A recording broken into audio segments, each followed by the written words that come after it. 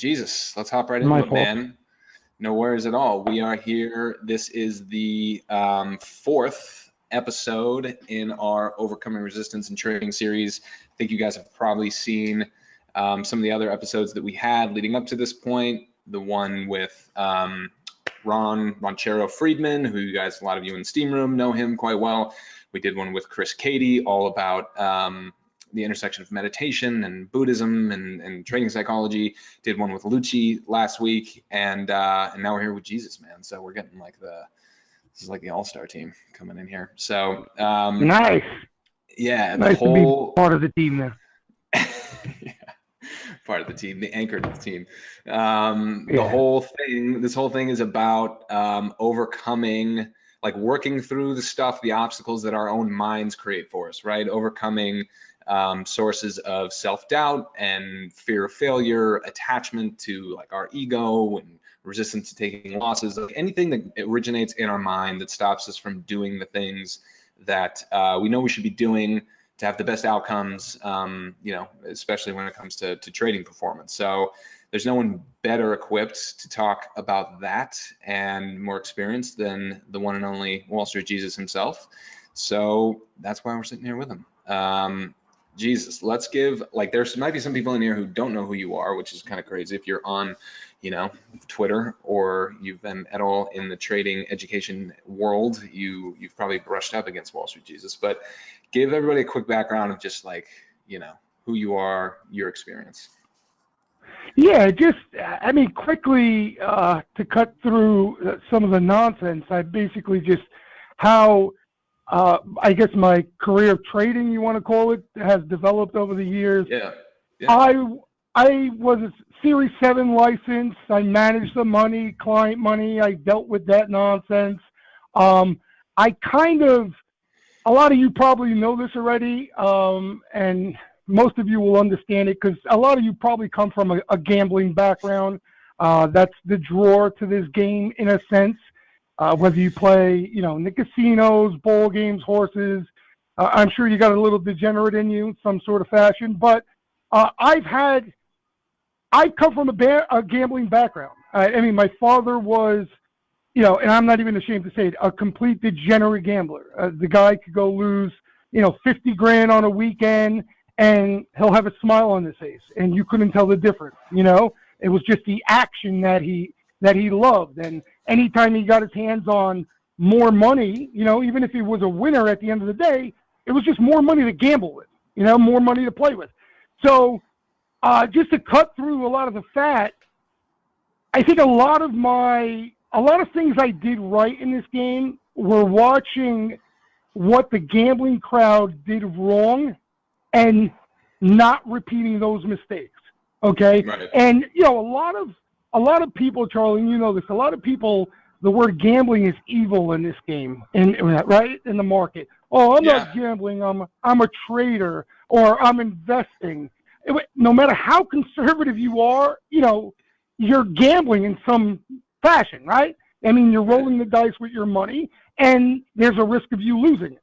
So I think it's really important, and that's where I found, in my opinion, I've been able to survive in this game is I acknowledge that I am gambling, and a lot that I've learned in this game and brought into this game was from my father's background and just being around a lot of gamblers and avoided the pitfalls and mistakes that they would make.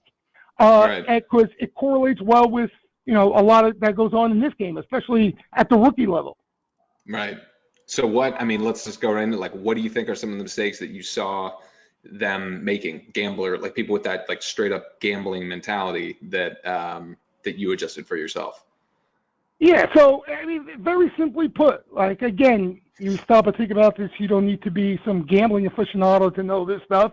You know that if you're gonna sit on your couch, right, and you're looking just for action, you're looking to just wager on all the televised games, just because you enjoy watching them, right, rather than waiting for a particular matchup where you might have an edge, right?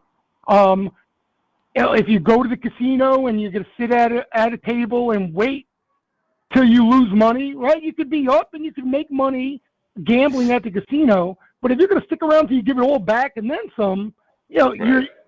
you put yourself behind the eight ball before you even started. All right. So I had the luxury though, and it was, you know, far and few in between. There was a group of guys that my father used to hang around that were professional gamblers. Okay, they weren't degenerate gamblers. There's two different things there. They were professional gamblers. They never worked a day in their life. Okay, all they did was bet horses and bowl games, and you know they made a lot of money doing it. You know what I mean? So Right, that's crazy. What that I they could do learned, that. yeah, exactly. And what I learned from watching them were a couple of key things that stuck with me, and I carried, you know, just throughout life and into this game as well, where it played a big part. They knew they weren't going to hit at 100% clip. You know, they acknowledged that there were going to be losers, and each and every game they wagered on, they treated the same way. And at the end of the day, they knew if they had more winners than losers, and that they can do that consistently, right? They could always add to their bankroll and make a living out of it. Okay, Right. so it was, and if you think about it like this game, you know, you could hit two in a row, let's say 2 trades in a row. You feel like you're the next second coming of Jesse Livermore, right? And then all of a sudden, what do? You take your whole bankroll and you go for that third in a row, right? And that's a degenerate gambler, right? That's a degenerate gambler. Where, you know, I learned early on in my career from the gambling world that you should be doing the total opposite, right? You're looking at over the course, let's say you 100 trades, if you can hit, you know, 60% of them and do that consistently, you're going to find a way to make money. So it was just what I'm getting at is a lot of the stuff is logical. Like I think everybody in here knows the things that they shouldn't be doing. The problem is physically getting yourself not to do them. You know what I mean? Does that make sense? Like I know everybody in here knows exactly what kills them in a sense in this game. You know, they overtrade. They're playing weekly lottos. They're trading when there's nothing around that they should be trading. They should be sitting on their hands.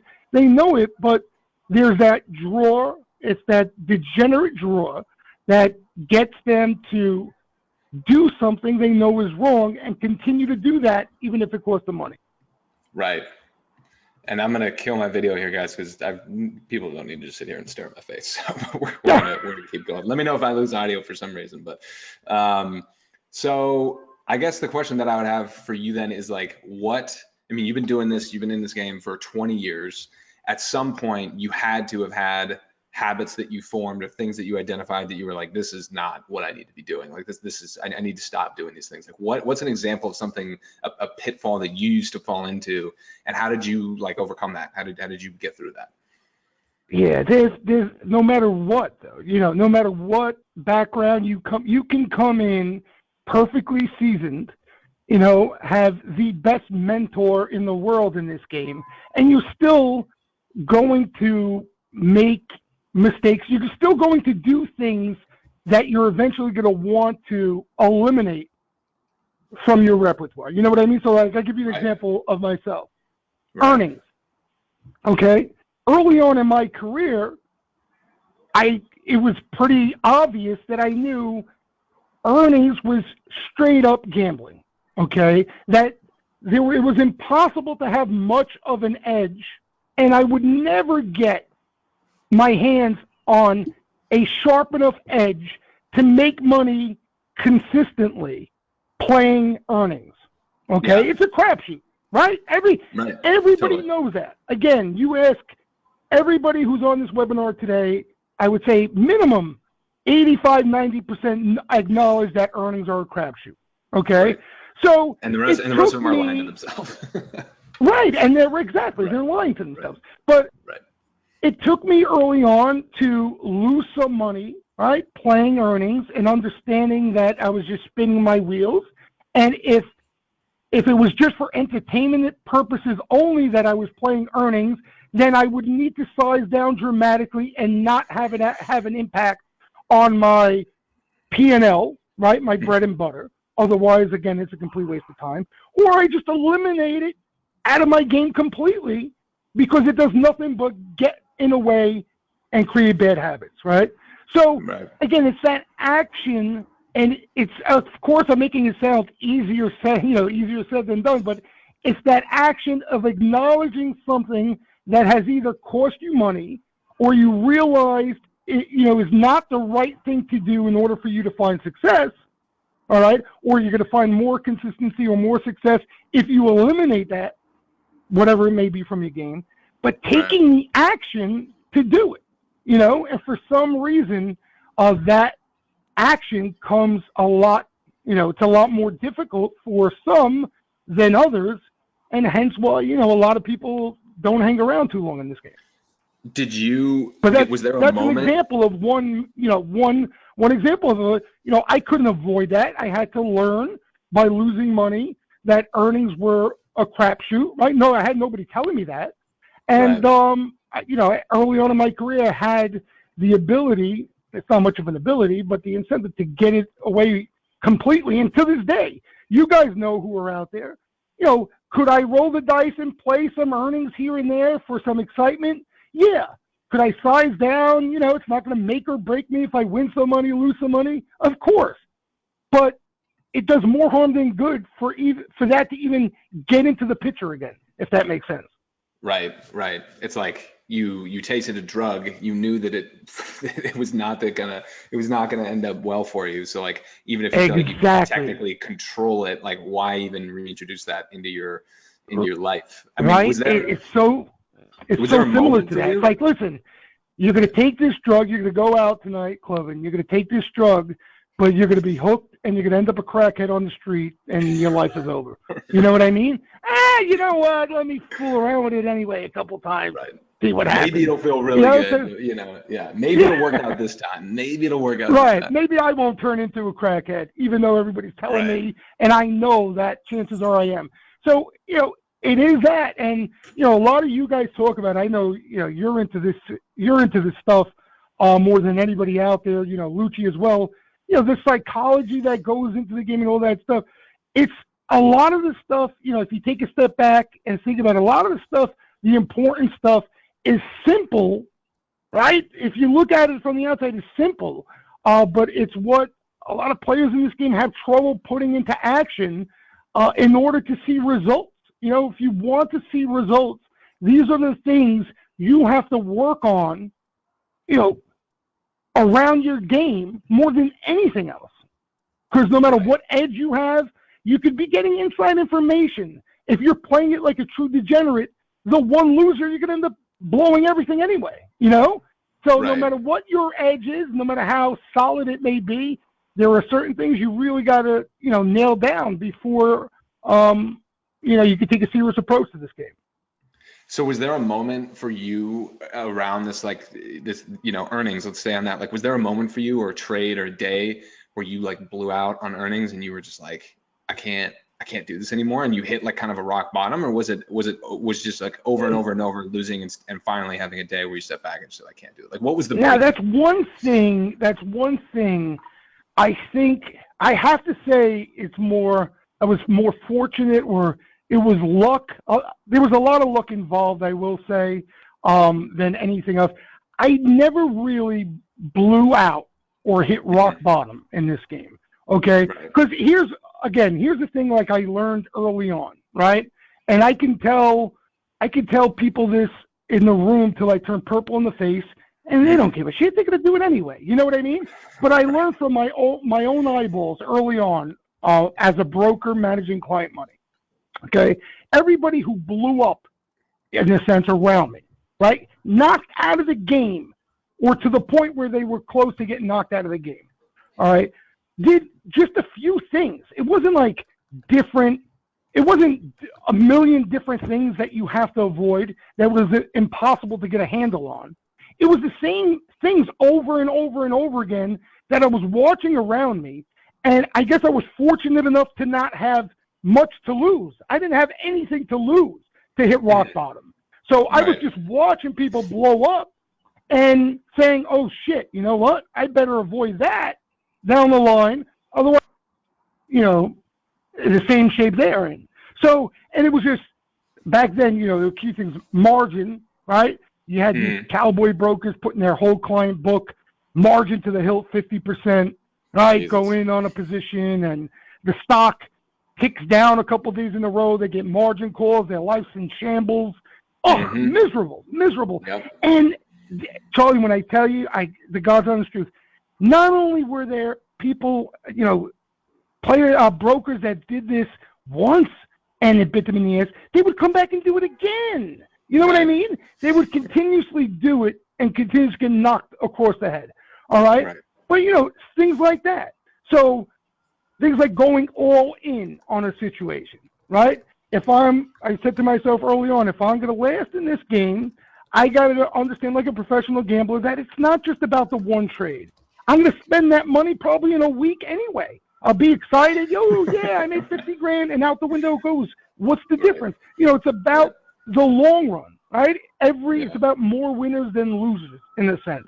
And Hmm. if you look at it that way, there's no reason for you to go all in on a particular situation. There's no reason to stretch yourself out too far, because it, it's not worth it. And, these little things that just I learned early on and I just immediately avoided, allowed me to not knock myself out to the point where I was, rock bottom, or I had no other shot in this game. And just being around, Charlie, I mean, I'm in this game now 23 years? You know what I mean? So if you hang around long enough, you're going to learn a lot of things. You see the And bodies obviously pile you up, and learn from those things. you see how they got there. Yeah. So you were saying, I Exactly, mean, like exactly. you essentially said, like, in summary of kind of what you said that was causing people to blow up. One of them was that they were thinking that they were different, right? Like they would see that Yep, other people would blow up going to earnings and all the time, and they would see patterns in other people, but they would think that for some reason they were different, right? Which is something yep. that we talk about a good bit in, the master course and stuff. There's just like straight up risk management, right? Just not managing their risk in the way that they need to, like way overloading the boat. So Exactly. Yeah, and yeah, thinking they're different applies to all these things, right? Like yeah, even like I was giving you the example about utilizing margin. They would look around and see people blow up on margin. It wasn't difficult to see. If you had eyeballs, you saw it. Shit, it was all over the place. So hmm, they thought they could prevent that from happening. You know what I mean? They thought right, there was a way to avoid blowing up on margin in a sense, or, avoid um, shorting without a hedge and not getting run over when you're seeing everybody short around you in a full-fledged bull market get run over time and time again. They come back and they think they're different. They see something different in the market. They want to be different than everybody else around them. And when you do those things, you're asking for a beating in this game, and right, it happens, right? It right. happens. So yeah, 100%. Thinking you're different than everybody else, that's one thing. You better swallow your ego early on. Lucci and I used to talk about this all the time. Like Yeah, you'll have guys come into the steam room and they like to get all new guys who come in the trial or sign up, and they're talking all fancy pantsy fundamentals, macro, technicals, right, order flow, you know what I mean? Volume profile, you name it. You can make it sound fancy. right. And they're going against, you know, major trends and obvious things that you shouldn't be doing, Yeah, and they think they're smarter than the game. And where they end up, right? It's yeah. I every mean, that's time. one of the things that we were talking about, like in the interview I did with Chris Cady, is like essentially learning how to take your ego out of the equation and really being able to see the market clearly, and techniques to be able to do that. But then also we were talking about more. Lucci and I have talked about this a lot. Is like this concept of surrendering to something bigger than you, right? Like you can't fight the market. It is a force that will demolish any individual human being. I mean, there's stories that abound throughout history of even the largest, hedge funds in the world. I mean, there's books written about places like long-term capital management and stuff where, Yep. rooms full of PhDs with millions and millions of dollars behind them, endless backing, almost taking down the whole financial system when they try and, force their will onto the market. Like you just can't do it. And I see in a lot of traders, there's this moment of like surrender where they realize, oh shit, if I don't fight this, if I don't try and outsmart this, if I just like learn to listen to what is being given to me, what's being dictated to me by the market, like I can make a lot of money, and it doesn't actually have to be that hard. Like I can just kind of go with the flow, literally, and with you, and I don't have to fight it. And it's about being realistic too. You have to be, at least be real. If you can't be real with yourself, you know what I mean? Then you got major problems. And not forget about this game, but just in life in general. And I try to tell that to a lot of people in the room. Listen, we all like to see, members of the steam room make money. You know what I mean? A lot of people like to share what they played and how much money they made and all that stuff. But if that's getting you to do, getting you to wrapped up in the wrong habits, right? You don't want to take a loser because you may not want to show a loser to people. Or, you know what I mean? If you realize that is a problem, you're not obligated to show anybody jack shit, right? Shut your mouth. Nobody really cares about that much about what you're doing anyway, and worry about your shit and do what you need to do. But stupid things like that, like, oh, I don't want to take this loss because then I got to share it with everybody here, Stupid things like that, I mean, are simple things that you can correct and fix in this game that, you let go too far, put it that way. Right.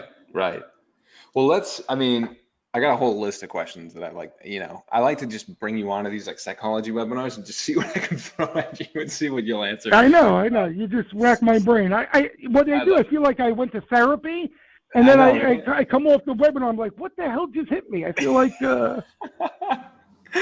I'm giving out my social security number, my wife's maiden name. I'm like, what the fuck? Names of all the dogs, I'm naming all my dogs. That's what Ranchero just put on there. You guys do you, when in your trading right now, like you're so, especially compared to like the majority of the people that are out there, you're so established, you've got so much experience under your belt right now. Do you ever still let's not talk about right now, let's talk about in the past. Like, did you have major moments of self-doubt in your career where you actually like thought to yourself, like, I don't know if I can fucking do this, I don't know if I can make it in this? Oh yeah, without a doubt. And I think it was what it really was, it was definitely doubt, but it was more of, all right, again, being real with myself. Do I need to do something? I wanted to play this game no matter what. Like, I was determined to figure out a way to make money so I can play this game no matter what, right? So that's what I mean. I had a passion for gambling and the market immediately. It wasn't even, like some people, like I give you an example. I think Lucci, and I think that has a lot to do with the short side though, but Lucci, I think, truly hates the game deep inside, like he wants to kick the living shit out of the market. I think he, like, you know what I mean? He curses it out in 3 different languages. All right. But I think he needs to be that way for his trading style. You know what I mean? Yeah. Me, I love the market so much that basically I was going to be involved no matter what. And I had to be real with myself to what point can this market be involved in my life, right? Do I need to find another gig, right? Do I need to find another way to make money and this will be a supplementary income on the side. The more money I make, the better. But I didn't have to rely on it as a paycheck, constantly. Like, those are questions, without a doubt, I asked myself numerous times. It wasn't even one aha moment. Continuously, I would have to ask those questions to myself. Because the one thing I didn't want to happen, Charlie, early on, is I didn't want to put too much pressure on me or the game where I had to make a certain amount of money, and that was the only way I was going to be involved in this game. Yeah, does that make sense? You know, I wanted to learn how to make money in this game. What do I have to do to make money in this game? And then once I got a feel for that, then I can figure out, you know, how much money I need to get my hands on, what type of account I need. You know, then I can figure out all the math. But what I needed to do early on in my career is I kind of see the light. I needed to understand, okay, I realize what I have to do and not do to make money in this game. Now, you know, what do I have to do in the rest of my life so I'm well situated to allow that to happen? But yeah, there are always doubts. There are always doubts. You know, because listen, all of us, you strive for more, right? Like early on in my career, I'll give you an example, and I tell people this story every day. Early on in my career, like every young, you know, little degenerate, I wanted to be the best trader on the planet, right? I'm going to be like Livermore, or I'm going to be like Paul Tudor Jones, and then, you know, luckily it didn't take too long where I looked in the mirror and I was like, wow, you know, I'm not that good of a trader. You know, I suck. Let's be honest, I suck.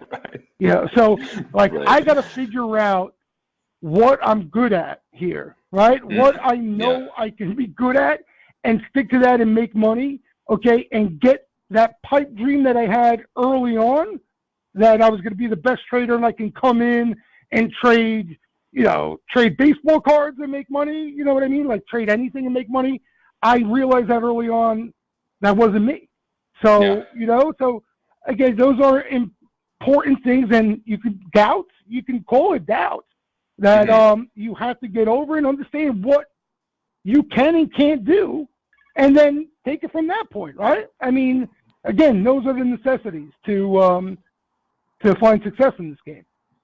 And so for you, is that what led you to becoming so, just like your expertise in flow trading and getting like the absurd depth and you know, insatiable appetite that you have for watching flow? Is it just like that constant pursuit of edge, because that was what helped you like move through that self-doubt?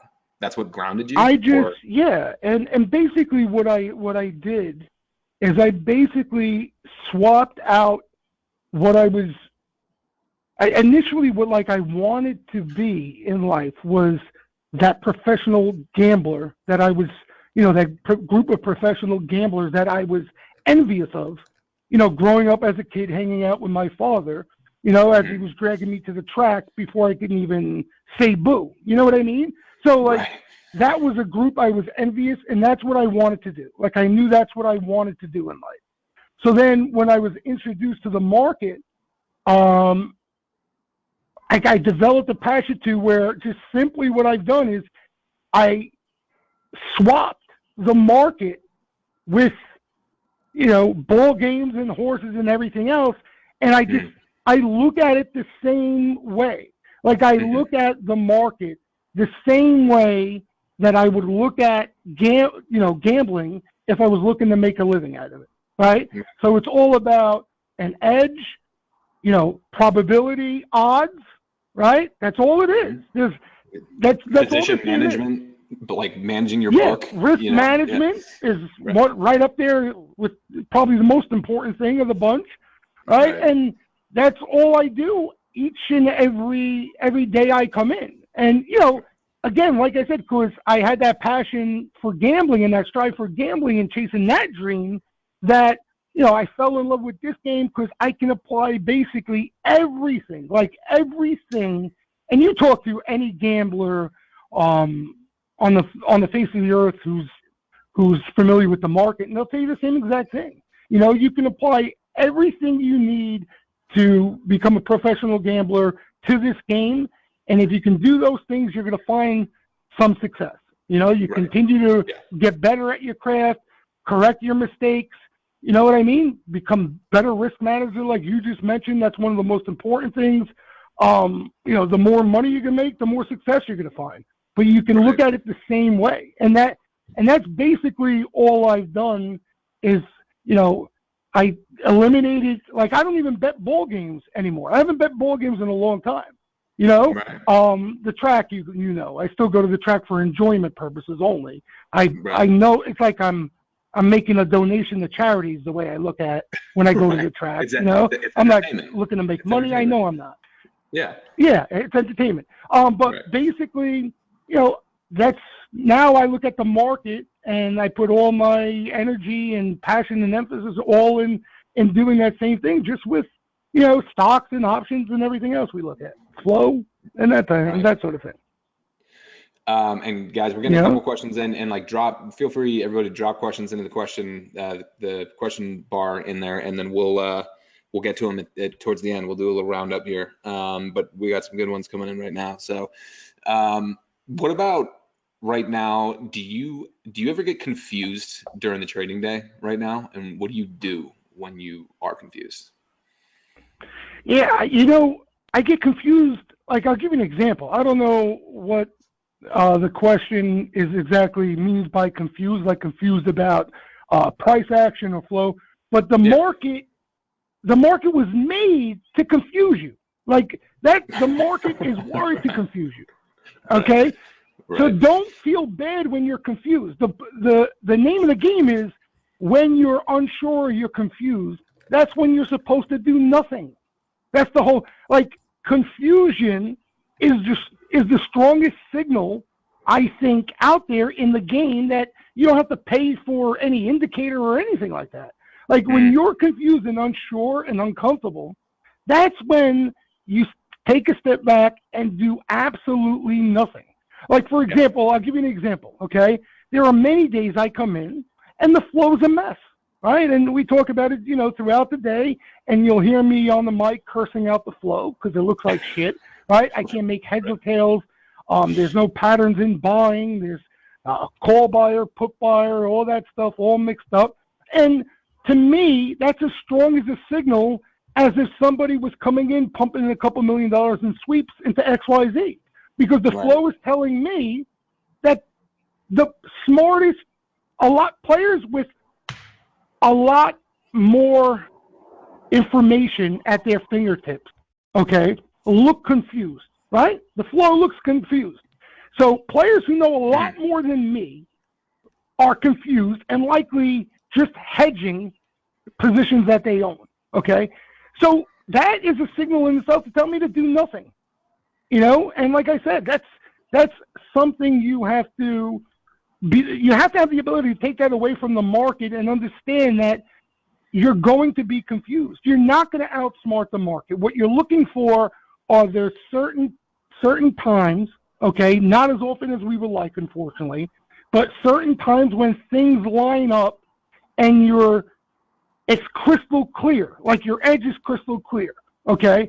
And that doesn't mean it's 100% lock that you're going to hit that play or hit that bet you're making, but over the course of time, those are the situations that you're going to make more money on than lose money on, right? Right. So those are the things you're waiting around for, right? When they're not there, you need to find the ability to not get involved. And I think that's just important as, getting involved when the signals are around. So, yeah, confusion is normal, and you got to acknowledge that, be okay with that, and understand for what it's worth. And that's a signal in itself to do nothing.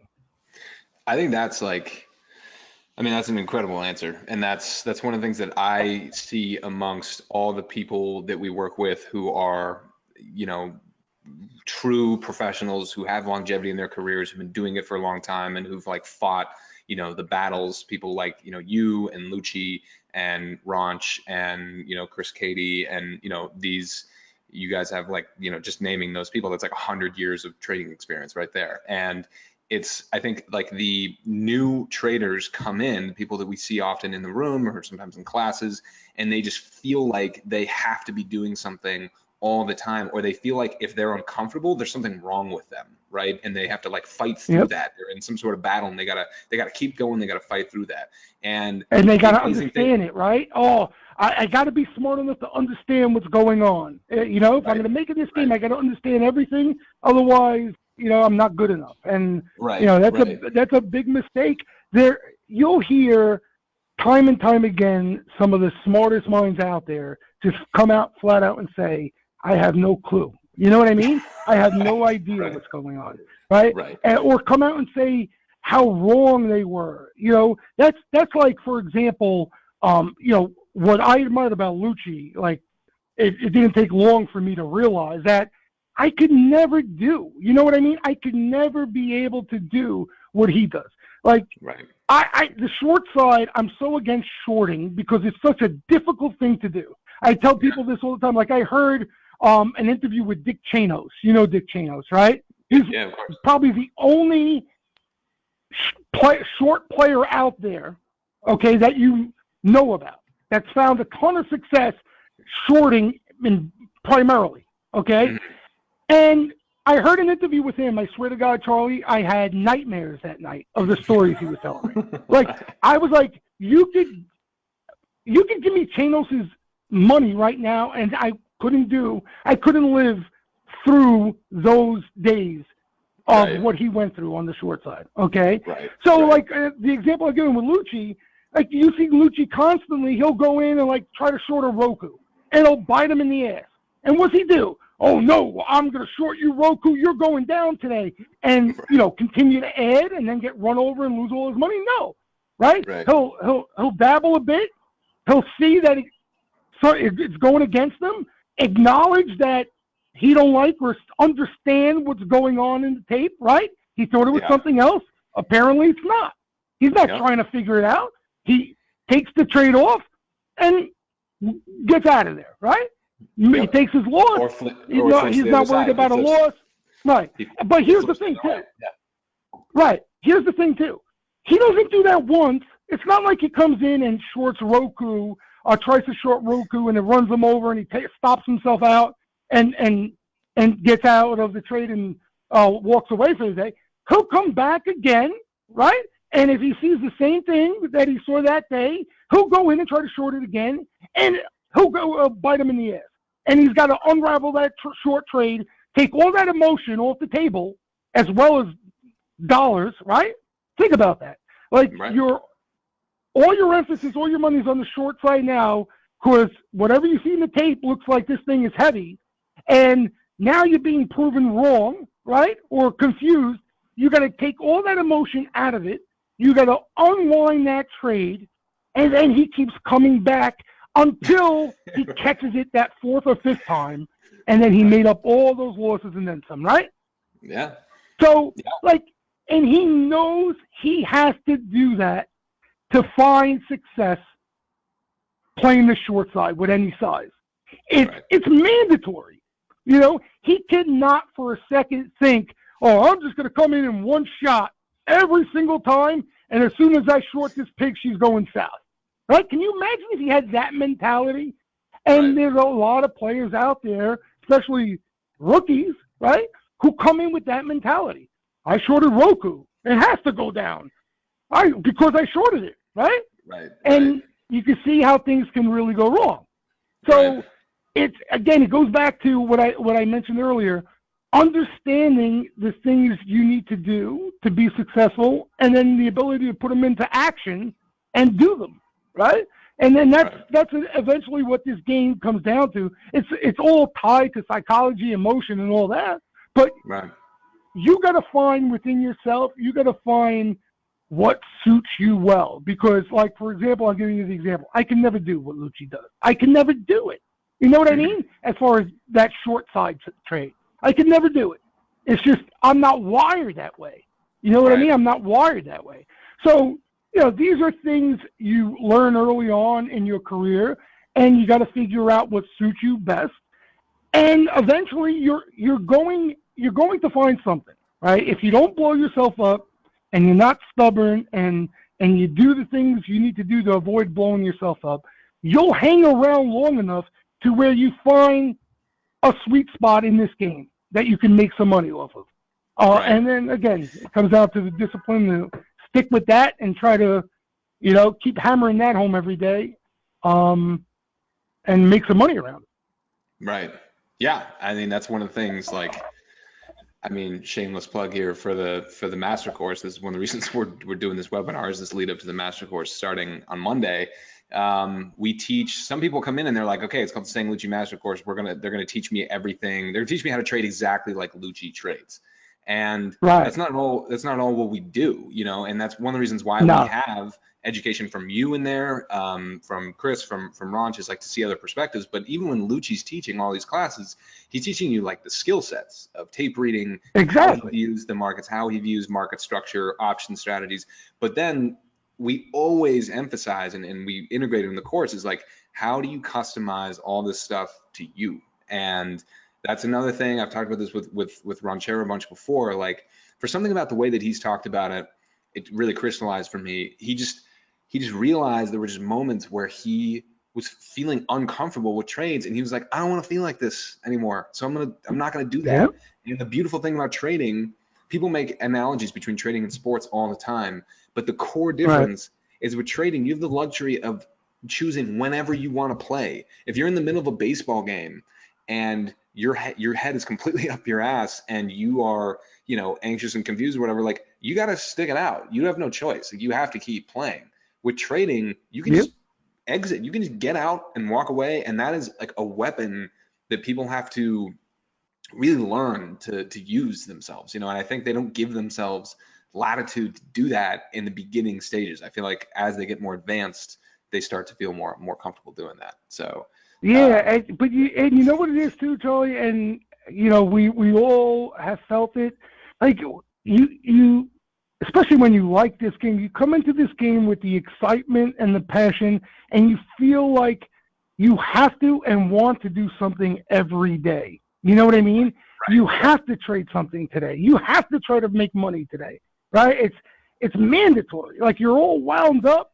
The bell goes off, right? You see flow all around you, and you feel like you have to try to make a bet on something, for action purposes, and just, if you're striving to be that great trader like everybody does, you feel like you're going to have to do that to become that anyway, But in reality, and you'll hear many, if not all, people who do this professionally, whether they invest professionally, whether they trade professionally, whether they gamble professionally, they'll all say the same thing. And it's not the ability to come in and make money every day. It's the ability to hang around for that opportunity where you can make money, right?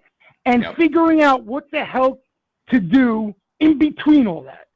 Right. That's the tough part. You know what I mean? Right. That's the tough part. Which is one of the reasons why traders are so, I think traders are such a good hang. So traders are so fun to hang out with, because really good traders who've been around for a while, they know that like so much of their time is just downtime. So they sit around bullshitting with one another, which is why like being in the steam room and, or just listening to people like you and Lucci, sit around talking bullshit about whatever, like you kind of have to develop this way of just talking about shit to entertain yourself and to connect with other people, because otherwise you end up making dumb decisions, just clicking buttons. Or do, like, here's the thing, okay? And again, I admit, I have that degenerate blood in me. I'm not saying like I was born luckily without the degenerate blood in me, So like one of the things I'm doing throughout the day, I'm looking at the flow all damn day, right? I'm looking at flow and sentiment all damn day, okay? And it's keeping me occupied. I don't have to put money behind it all for me to be entertained. You know what I mean? It's like, for me, I come away regardless with a decent amount of information, knowledge, and experience, just walking away from, today's session, even if I didn't even place a bet, right? So, like, for example, and I try to tell people this too, like when they start off to get a feel, you don't have to come in and play, the first sweeper you see and people are getting excited. You don't necessarily have to play that right away. What you can do is take a step back, see what names people are talking about, see why they're talking about it, Look at the flow the same way I'm looking at the flow without playing each and every name. And, this is how you learn in this game. You learn from keeping your eyes open, from experience, and it's impossible to have action on all of it, So Right. I think that's one of the benefits to being in the steam room, but I guess, some people are not as entertained maybe by the flow and all the other stuff if they don't have money involved. I know, listen, like for me, if I don't have money on an NFL game, I couldn't give two shits. I'm not going to lie to you. Right. Right. That's just me.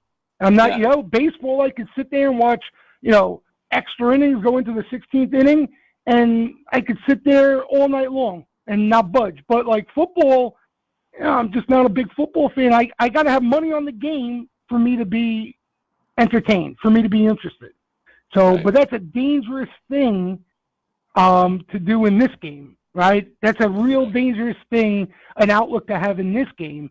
And if you do have that outlook, right, if you're that much of a degenerate, I hate to tell you, what you have to do is you have to really, really, really size down on everything else, right?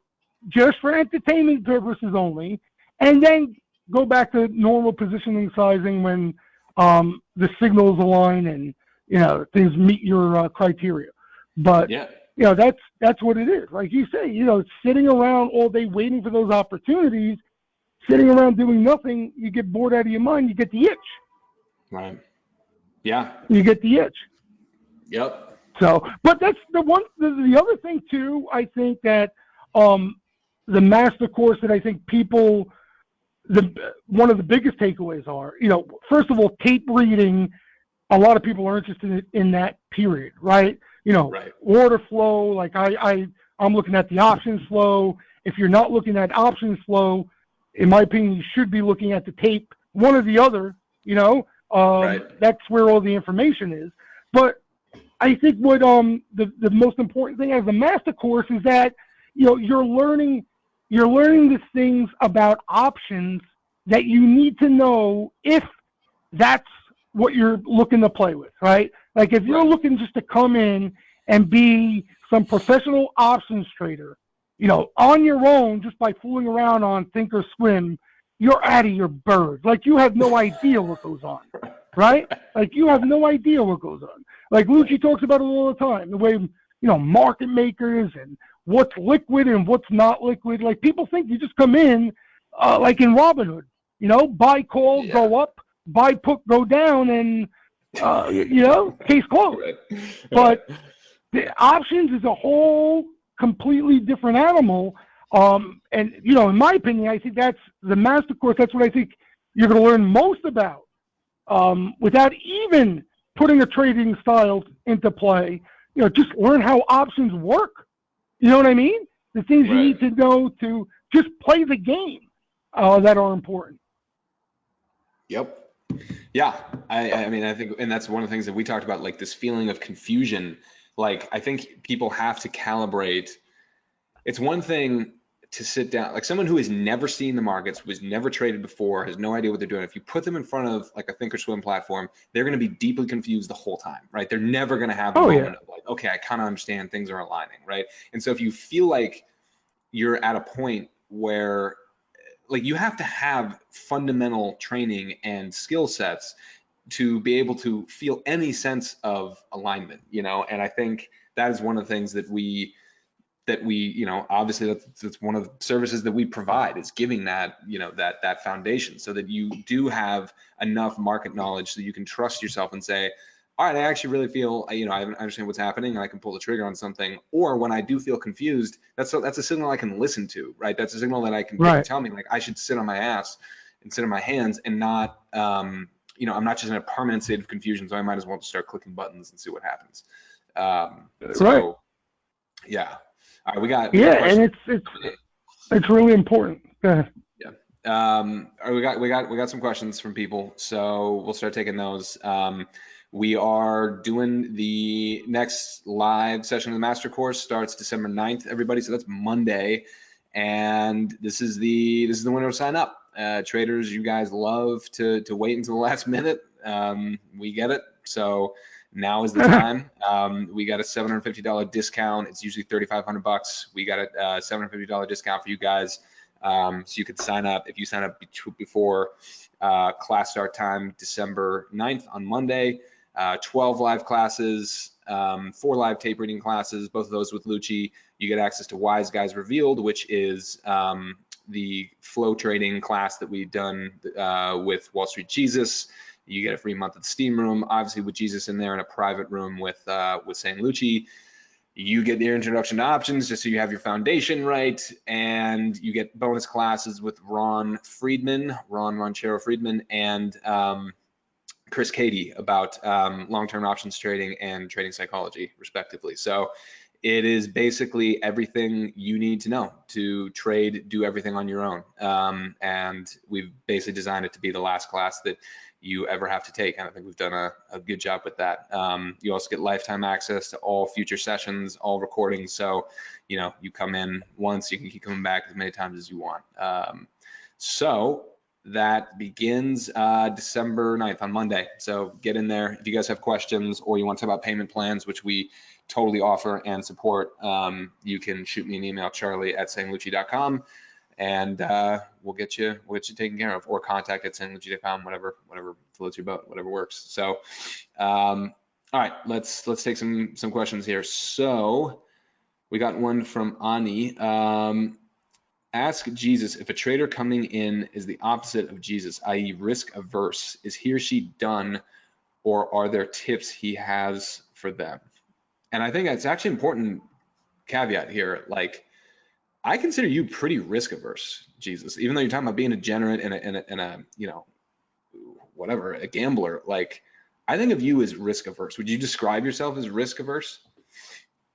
I guess, you know, but it's easy now. It's easier for me to say, not to sound like an old man, but you know, when I was younger, without, you know, when I was single, without kids, yeah, I would roll the dice on anything. You know, I didn't give two shits. I had nothing to worry about. I had just, you know, I went broke. Who gave a shit? Like, you know, once you get married, you have kids, you start getting older, you realize you stop chasing the score, right? The rolling the dice to catch that score is not as appealing anymore. You know, consistency becomes more appealing. And that's the total opposite. When you first come into the game, you know, young, wet behind the ears, you want to get that taste of money early on, you know? Right. But, Right. so yeah, yes, now I'm like that, but early on in my career, you know, of course I like to roll the dice. Right. Listen, it comes down to though, that, you know, rolling the dice, you got to understand something. Whether you understand it now or you understand it in a couple of years from now, you're going to comprehend this fact, okay? If you're chasing that one hit, that one score, okay, if that's your mentality, eventually, okay, it's the inevitable, it bites you in the ass. Right. You understand? It's this, even outside of this game, in life. You know, the guy, the CEO of Chesapeake Energy, blew his effing brains out because he was, you know, a degenerate his whole life and would margin his business to the hilt and chase that big score constantly. So, you know, it doesn't just apply to the market, it applies to everything in life. If you're going to roll the dice every single time to make that hit, you know, it's going to cost something when it doesn't click. So it's just something you're going to have to acknowledge, Charlie, at some point. The earlier the better. You know, if you want to hang around in this game, right, whether, again, you're looking to do this professionally or you're looking to do this on the side, you know, it's irrelevant. But what you're going to understand is consistency is got to be what you're striving for. You know, and you want to break that down even in simpler terms. You know, more wins than losses. You know, more plus than minus. That's the main goal. When you cut through all the other nonsense around us, that's what it all comes down to. Okay, and then what you're gonna one day you're gonna come home and you're gonna be like, all right, wow, you know what? I got some confidence now in what I'm doing, that if I do what I need to do, I can consistently make money in this game. And then that's what I say. Don't worry about the sizing. Don't worry about your account size. Don't worry about any of that right now. Because once you have the confidence in something that you can find consistency out of, you're gonna find a way to get your hands on money. You're gonna find a way to get your hands on enough money to take advantage of it. But you need to get to that point where you're gonna have the confidence to do that, and that should be what you're striving for early on, regardless of what aspect of the game what avenue you're looking to take. Right, all in, full-time trader, investing on the side, whatever the case may be. That should be your number one goal early on. Right. Pretty simple. All right, we got John. How long did it take you to go from unconsciously incompetent to consciously competent in this game? Again, everybody's different. We all end up doing stuff that we even say to ourselves, "Oh, so stupid. How could I do that?" But like anything else, like any other game, sports, you want to, we use the sports comparison a lot because it relates, but anything else out there, if you correct your mistakes, you know what I mean? If you figure out a way to stop making the same mistakes over and over and over, you're going to see better results. That's what it comes down to, So there's no set time. One person can end up maybe making the wrong mistakes more than the other person, or maybe it takes a little longer for one person than the other person. But no matter what, you're going to figure out what are the things to avoid that you forget about everybody else, that you need to try to avoid to hang around in this game and find success. You're going to figure that part out. I promise you. Okay, and it's up to you whether you want to take the action and work on putting those things in place. If the scarecrow wants to keep sticking his hand in the fire, he's going to go up in flames. I mean, what are we going to do? Right. Yeah, I mean, John, we get asked this question a lot, and it's like, well, how long is it going to take me? And I mean, one of the things, it's like, how honest are you going to be with yourself? How like directly you're going to look at yourself in the mirror? What's your process for learning from your mistakes and documenting those things and reflecting back on yourself and having self-awareness? I mean, there's people who they take one hit and they're like, I realized can't be doing that anymore. That felt shitty. That's not right for me. I'm not going to do it again. And there's other people, and Lucci will describe himself as this, who they have to get hit over the head like 50 to 100 times with the same hammer to realize, like, all right, that actually hurts like a lot. I need to stop doing that. So everybody has their process. You can learn smarter. And I think that's one of the things that we teach people. But a lot of it has to do with how much time and attention and honesty I think you're bringing into your own process. Yep. Without a doubt, like you said, it's looking in the mirror and being honest with yourself. The earlier you do that in the process, the better. You're going. I can promise all of you out there, not all of you, okay, but the majority of you out there are going to come to the crossroads where you're going to say to yourself, where you're going to make a decision, do I still chase that? I can trade anything. I'm going to be a master trader, superstar trader, and join the what percentage is it? I don't know, maybe 5-10% of the people who try to become that end up becoming that in this game, if that. Or you go the easier route, right? When you realize that's not you, maybe it is you, right? But you're going to learn that. You're going to come to those crossroads at some point, and it's usually early on in your career in this game. All right, and it's about being honest with yourself and going the route where, all right, I'm going to do what I'm good at and make the best of that and try to find consistency out of that, or you keep striving to become the next Paul Tudor Jones, that you can just rely on your instincts and all that. You know what it is, Charlie? Like, you think about it, right? To be that trader that can come in and trade anything, all right? Like, trade anything. I could trade Bitcoin. I could trade this. I could trade that. Right? How many people on Twitter you see that, right? They talk about a million different things that they're so-called experts on trading. Right? But think about how difficult that is to become in this game. We are wired the total opposite of what you need to be that type of person. The total opposite. You understand what I'm saying? Like everything, or the way we're wired emotionally, to be that type of person that you can trade anything at any time, any day, and find success, you have to be the complete opposite of that. That's what's so difficult about it. You know what I mean? Right. Right. Yeah, and that's why, like, we follow sentiment indicators and stuff like that. Why do you think they work? Right? Because everybody else is feeling a certain way, and they're going to be wrong 9 out of 10 times, if not 10 out of 10 times. Right? Right. I mean, that's just the truth of the matter. So, you know, that's what is so difficult, you know, about being that 5% out there and becoming that superstar trader that can trade anything. Right. You know, you're going to realize early on that you're going to stick to your strengths and, you know, figure out the things you need to do and just hammer those home, and be more realistic in a sense. And it's also like, if you want to have that goal ultimately to be able to do that, you know, that's fine. But anybody who can do that, and I've met a couple people who I would legitimately say can pretty much trade any market. They can do anything.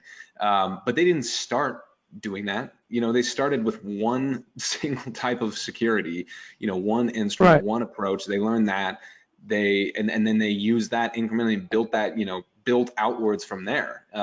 So, you know, you don't start out being like, I'm going to learn everything all at once. And that is something I think we definitely see a lot of people who are beginners do, is they just bounce around all over the place. They're like, you know, one month they're doing Forex, the next month it's options, the next month it's Bitcoin, and then they're like, well, I can't catch a break. And it's like, well, you haven't even really given yourself enough time in a single game to score. Like you're bouncing around in different arenas. Like what do you expect? And you know what they do too? What happens is, like, they'll see somebody on social media or something that gets hot, right? Like they'll talk about 5 of their most recent things they were talking about, you know, all took off nicely. So they think, oh, that method, he must be a guru. That method must be it.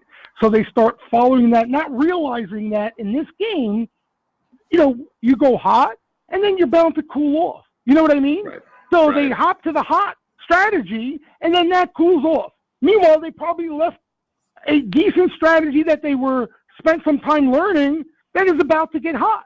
You know what I mean? Right. So they're doing the total opposite of what they need to be doing. And that's what you got to understand. If you're not seeing disappointment early on, you're getting lucky. You're going to see losers. You're going to see disappointment. You need to see it in order to find success. You know, like I remember 2017, I talked to a couple of traders on the webinar, and they felt like they were rock stars because I got my first profitable year, baby. I'm saying to myself, listen, buddy, kiddo, 2017, my 6-year-old daughter could have been profitable throwing darts. You know what I mean? Like, wait till you get to a little correction, a little bump in the road, see what you got. No? Hang around long enough for that, will you? Like, you know what I mean? You want to see a little struggle. You want to see disappointments. You want to have doubts. And then that's where the true test of that, you know, your edge, that's where you get the true colors of your edge. You know, that's where you see whether you really have something or not. Not by hitting everything you touch. Yeah, and if you get through that time and you make money in a difficult market like that, and you see other people getting crushed, and you push through it, and you just survive. You just survive. Then that's huge. That's a moment. Yeah, I've seen traders where it really clicks. You know, and people who come into the room. A lot of people come into the room. You know, they're there for a couple months, and maybe it's an easy market, and they're like, they kind of take it for granted. I think a little bit. You know, they're a little skeptical, or people are in the master course, and they're like, oh, tape is, you know, it's easy, and they kind of think it's something that just, you know, it's just going to work no matter what.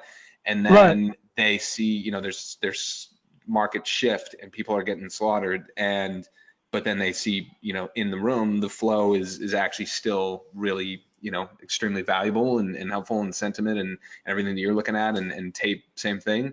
And that's when it clicks for them, and they're like, oh shit, this is actual edge, you know, something different. But seriously, that's what it ultimately comes down to. Like, nobody likes to lose, but you have to learn how to lose the right way in this game. You have no choice, you know? Yeah. And that's what I mean. Like we talk about that a lot, like where a market, like a sweet spot, we call a sweet spot where the turn just starts, right? So you have, let's say on the long side, you have a correction, right, where they're selling, and the whole time through that correction, you're just grinding it out, trying to survive, like we just said, right? Then you get a flip in trend, and your signals are there for you, right, to get long. That's the sweet spot, right? That's where you want to get a little bit aggressive and extend yourself to try to make some money. And then as the rally continues on, okay, you're going to make money along the way to the upside, but eventually the things are going to top out. You're going to likely get caught with a couple positions, and you're going to give back a portion of those profits. The key is to hang on to a bulk of those profits you made and only give back a portion when you get caught. The trick is not to get caught at all. The trick is not to avoid getting caught at all. That's nearly impossible. You know, the trick is, like we said early on, just having more winners than losers and hanging on to those gains, right? That's what it comes down to. So, but people don't like to your point, people just don't like to lose, and they continue to hop around from strategy to strategy just because it may not be working out right now, whatever they're on, you know? Right. Word. Well, we could sit here and probably talk about this for, 5 hours, but we all have lives we got to lead. Sure. So let's wrap it up. I mean, if you guys, we're going to be back on Thursday to end this series with Lucci. Lucci and I will be talking after the close, so we hope everyone comes back then. Again, Master Course starts on Monday. If you want to learn more about that, you can go to 3ltplaybook.com. You can type in this URL, or you can just go through the playbook. It's a really cool online experience that we created in there. I think you can learn a lot, especially about what Lucci's all about and his perspective. Sign up and get that discount. And Jesus, thanks for doing this, man. I hope this was helpful. My pleasure, buddy. You know I could talk shop all day long. You want to go another couple hours? We'll go another couple hours. Or we can do that. All right, everybody, have a good night. Happy holidays, and I'll see a bunch of you tomorrow rolling the dice anyway. So be good, everybody. See you, everybody. Later.